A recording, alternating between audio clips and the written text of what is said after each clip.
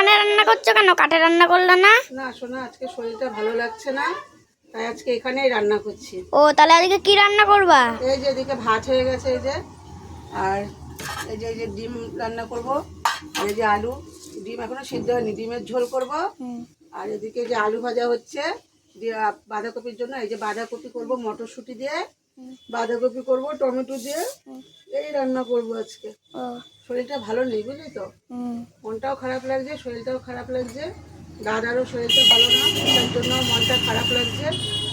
ওই জন্য এই রান্না করব। আর আর কি রান্না করব, এই ঠিক আছে। বাঁধাকপিটা করতাম না, বাঁধাকপিটা আগে 6-7 দিন ধরে ফ্রিজে ছিল, বাঁধাকপিটা সেই নষ্ট হয়ে যাচ্ছে, ওই জন্য ভাবলাম বাঁধাকপিটা করে ফেলি। আর এই 3টে ডিম ছিল, আমি বলছি দাদা তো বাঁধাকপি দিয়ে শুধু খেতে পারবে না, তাহলে ডিম 3টে দিয়ে একটু বেশি করে আলু দিলাম। দাদা দুপুরবেলা খাবে, রাতেবেলা খাবে, আমি দুপুরবেলা একটা খাবো, রাতেবেলা আলু দিয়ে ঝোল দিয়ে আমার হয়ে যাবে। তো এই জন্য